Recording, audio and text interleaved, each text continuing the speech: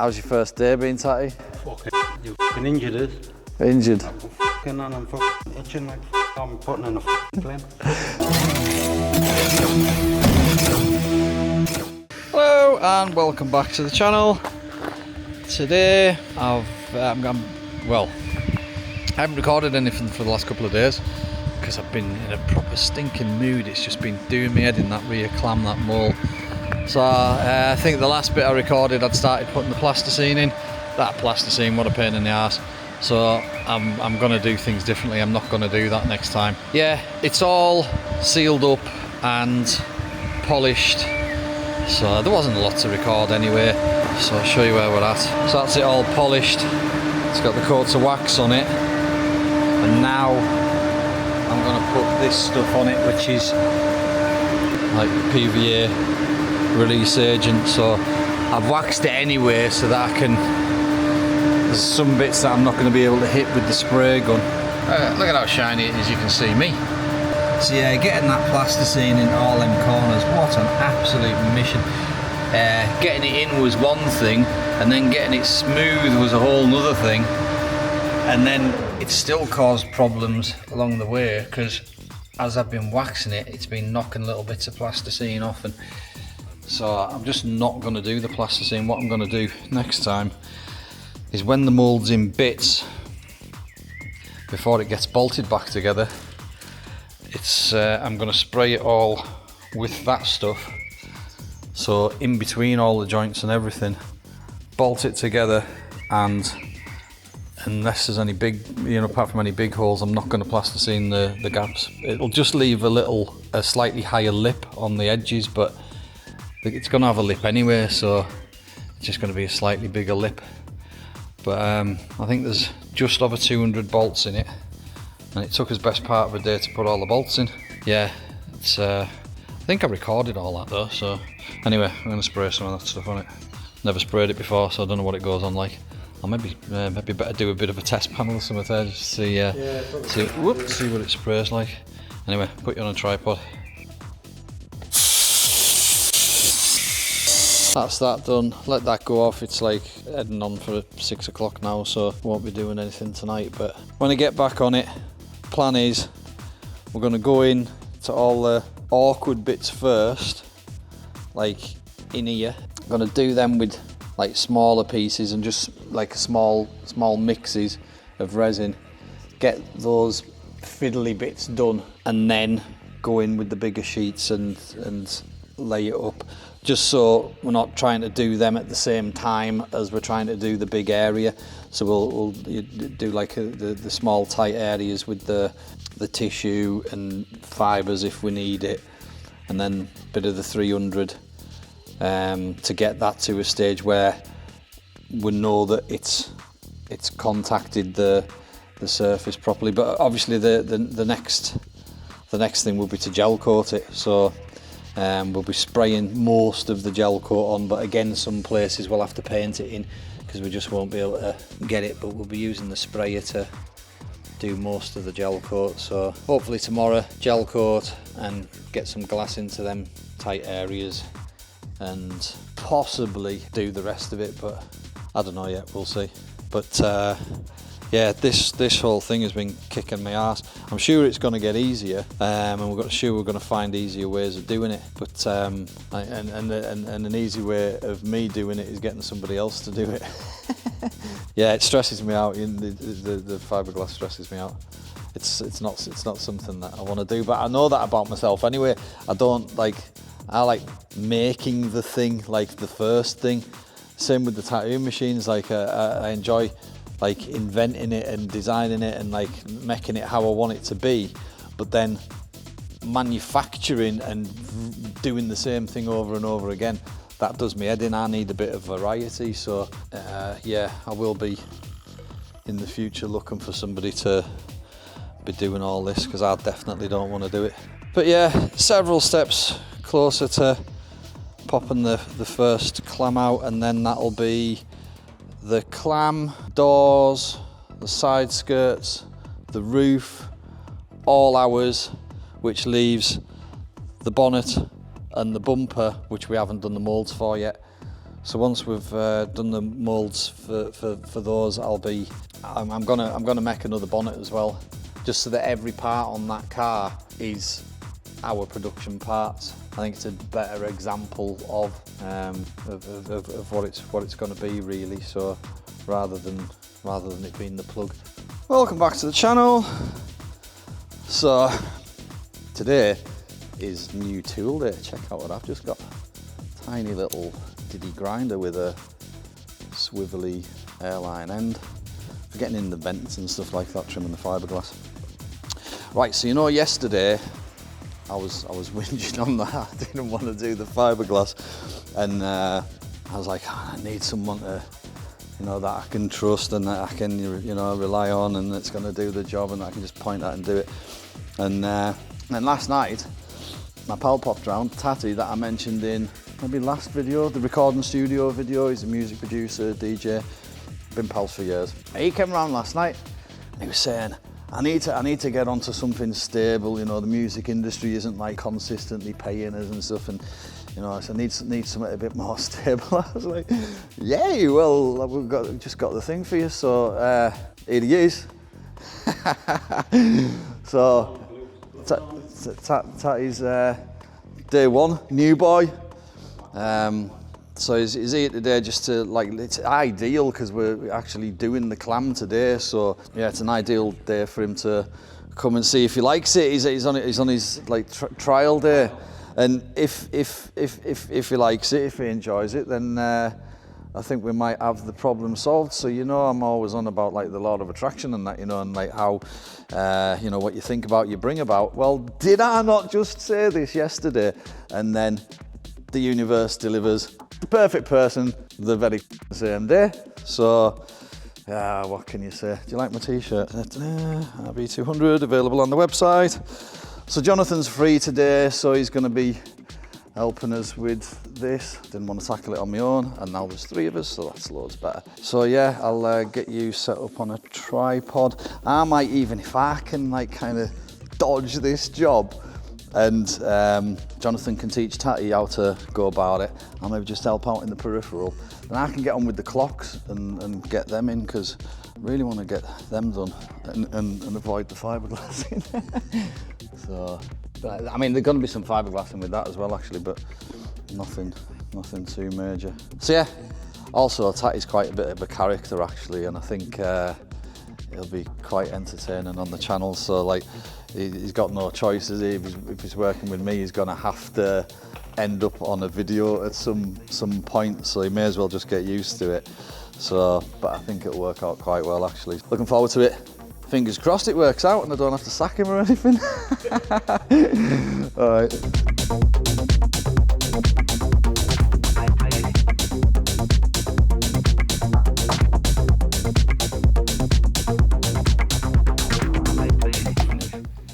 So, trying to get a shot without reflection, but Jonathan, all I can see is your hand. So Jonathan's making a circuit board, or designing a circuit board here for the gearbox controller that he's making for Fabio's car. So he's worked out the hardware stuff at the gearbox end, and now this is the ECU control box of it, isn't it? Yeah. This is what will drive all the stuff. Yeah. So one part's not connected. Essentially, he's doing something like that, but a bit more complicated by the looks of it. Got more components on it, hasn't it? Yeah, what I'm doing at the moment is connecting all the grounds. So this red is all ground plane, but that bit of ground plane and that bit of ground plane aren't connected. So I need to connect them, otherwise that bit there's not connected. Mental. You just make a copper track for that? Or you gonna... You just have to move stuff around really and get it in the right place. Three heads all fucking gathered around the computer. Who does that though? Genius, isn't he? So what's this, Jonathan? So this is the finished PCB. I've got all the errors fixed and everything working now. So solder that and then put the component. Use a solder the component on. There's a 3D And right, so do you then have to like solder the components on? That it I doesn't can get them to assemble it if I want. I already can put them on its size. Right. Yeah, so there's components underneath as well. They've actually got the rating on the top. That one there's a little resistor array. It's got 4 resistors built into one. Wow. I don't know why that one's not there. That one, I'll have to have a look at that. So those are the points where you solder your things onto? Yeah, they're the pads, yeah. So that's what they look like. They're just little. Right. Surface mount these days where they used to be pinned. Yeah. So I've seen where they put like just a paste on and do it with a heat gun and it just melts on. Is that what you'll do? It's literally just. Yeah, but them boards in there, I made all them. I put all them components on. But these ones, I'll probably get them to put them on. Most of the components on. I can't wait to see this thing work. Like.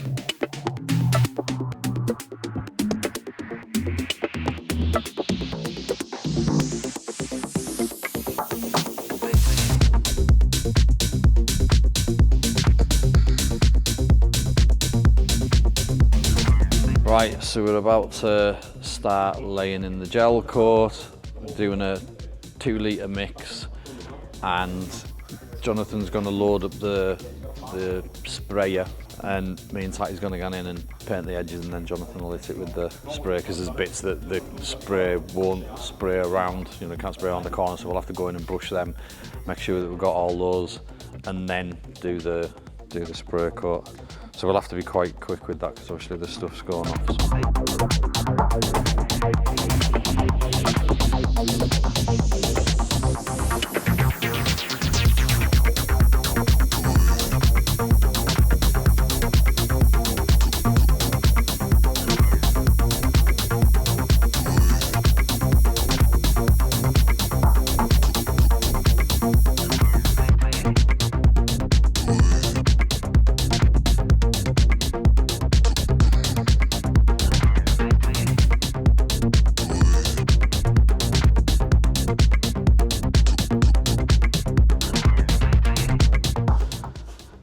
Right, so Jonathan modified the resin sprayer, drilled a bigger hole in the nozzle and then ground slots into the side of the nozzle to increase the airflow. Let's have a look at the modified. Jesus Christ, it's got a hole in it now.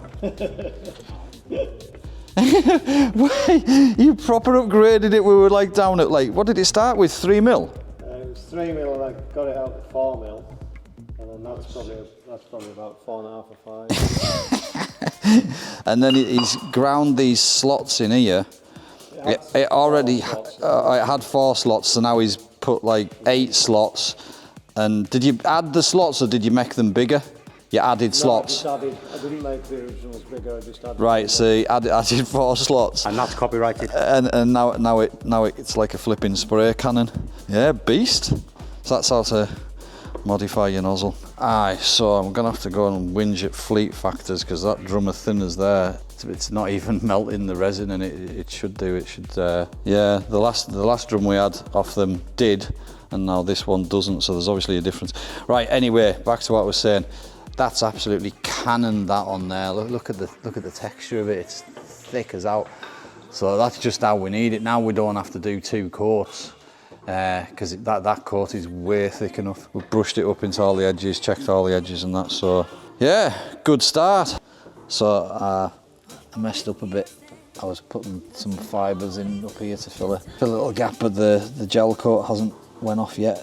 So as I was scraping it, I caught it on that bit because I dropped a bit down and it landed on there, so I went to scrape it off and it scraped off the bloody gel coat as well, so I'll have to do a repair on that afterwards, just like a little blow in with the paint on the outside edge. So I'm gonna have a mess on with the clocks while that resin's drying, so it needs to go down at the right hand side slightly. So I'm gonna take a bit out of there. Now I will have to make on the back, this is how it mounts, so I'm not just gonna like pressure fit it in there, and then glue it in or fiberglass it in. I need to make a frame on the back for it to hold on to, but that'll be easy enough to do. So we'll have to have something there that can be removable because I said what way we're going to take them out. So they need to be able to be removed that way So I need to make like put a mount over there, and it needs to be able to pull out forwards, so that this bit across here needs to go as well, because it needs to come out that direction. So but I want the bottom to be touching it, you know, so that's setting the height. Right, anyway, now I could use my new little chop saw, but I'm sat here with this, so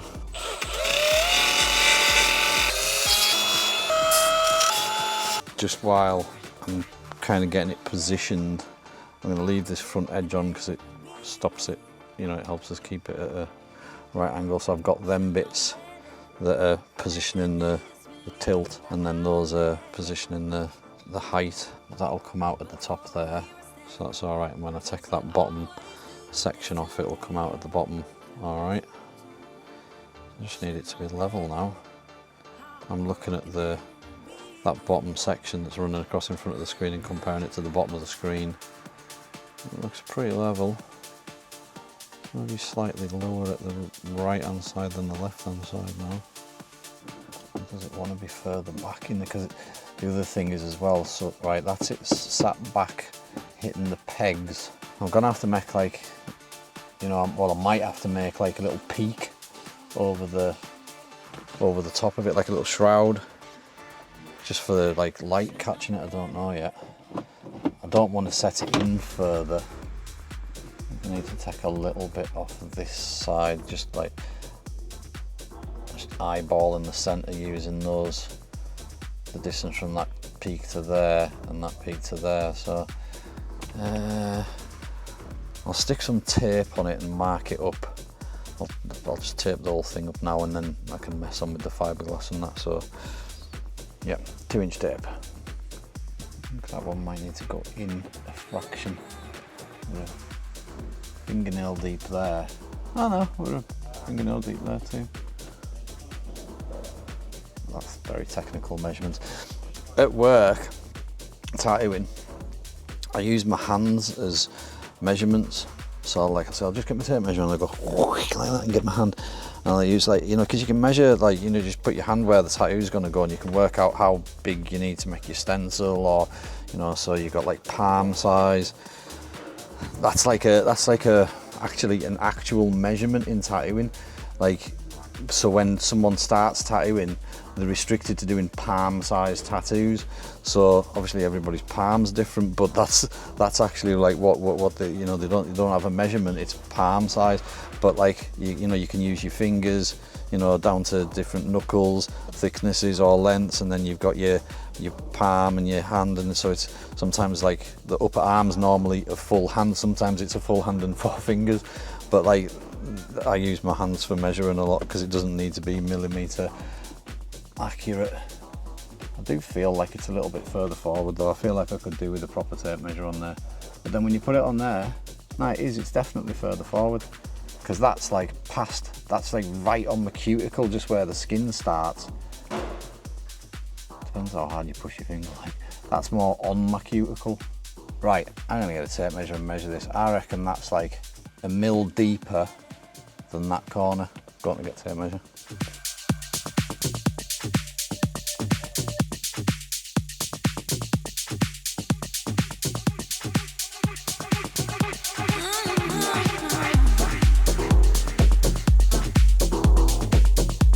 Right, so it's glued into place.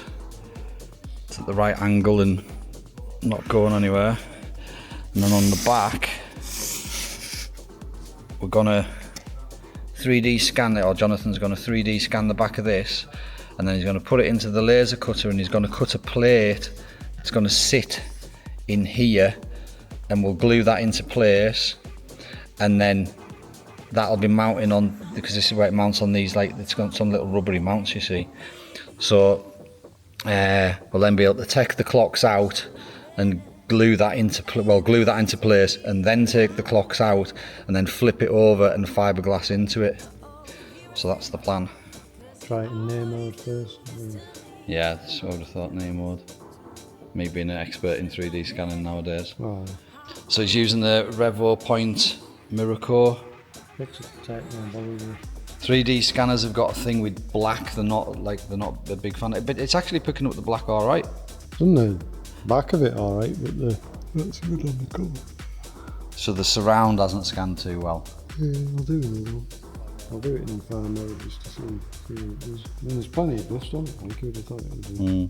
Yeah, lost tracking there.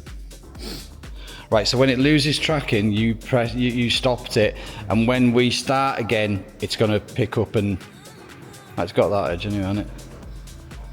That's it. That's fine. So turn that round, and as soon as you start again, it'll take a couple. There you go. It's found it again. Once it goes green, it's found it again, and it knows what it's looking at and where it's looking at. I think that's absolutely. Don't move it. I think that's amazing. Well, you just need to be able to make the shape of the plate, doesn't it? It doesn't have to be a solid scan of the thing as long as you've got the profile of it. It's got most of the profile of it. Yeah. You'd just be able to, draw it in on the computer and then trim it with the scissors or whatever. Trim it with a blade if it's. So we're going to put a couple of washers on here once we've got this plate cut, and that'll raise it up, a mil or so, and then. Because when we flip it over and then I'm going to fiberglass then that in, I'll use that plate like a fence, and I'll fiberglass a layer from the other side. The thickness of the fiberglass will mean that the clocks would actually be sitting, the thickness of the fiberglass further forward, so we're going to use washers on there to offset this face, so it offsets the fiberglass face, so that stays the same when it's fitted. In theory. So I didn't actually film it, but I'll show you what Tatty's doing. We've went in the back edges here with like the little chopped fibres mixed with the resin. It was upside down, we dropped it on there, so we just had to spread it out. But yeah, so it's all in the back of these edges here, which is where the tight corners are. So Tatty's just shaving off all the spiky bits now. It's right round, like there in the back of the vent, in there, just so we don't get those voids on the edges, because the matting pulls back, and it's the worst bit for those voids, and we don't want those voids because I've had that problem before. So just cleaning up all them edges, and there's some up in there as well. So it's now got the 3D scan of that onto the computer, and used it just as an outline basically to know where this is, like a template, so we can just cut that out. We've got the positioning of the holes, and we've got the shape of the inside of the back edge of this, and he's just going to cut that out so I can. I don't want it now, no. This is a step. As long as you've got that saved, then it's a step forward anyway. We finish it off Sunday though, because then it finishes my video, and bring you the pie and stuff. It's Sunday, I can't bring you pies. Should we do chips? Yeah. I think we'll maybe do chips on Sunday from the White Heather. Right, so you've seen where I'm at with the clocks, and the clock on the wall, which doesn't actually tell the right time, but it's coming on for 6:30 now, so we'll have to be going soon. So that means that this is going to cure more than we want it to, because obviously we would have been going on with the next layers of fiberglass, and it melts into it. You've got a certain amount of time before you have to sand it down. So it means that we're going to have to sand it down, just like a rough scuffing over with. We'll use 180, and then acetone it, and then that'll prepare the surface for going on with the fiberglass again. So I'm not here till Sunday, so Ty says he can come in on Sunday as well, so that's what we'll be doing Sunday, finishing this off. And we should have it finished off, and it'll just be, obviously it'll have to cure and then for a few days, and then take it out the mould, so that'll be interesting. How's your first day been, Tatty? You fucking injured us. Injured? I'm fucking and I'm fucking itching like I'm putting in a fucking flame. Swears more than me. Right, so because I'm not here till Sunday, I'll be giving Cuba the memory card out of this camera now, on tomorrow, and he can start making a video. So I'm going to say bye-byes, thanks for the buttons and all the good stuff, and we'll see you. Say bye from Jonathan. Bye. Bye. Bye from Tatty. Bye. Right, see you next time.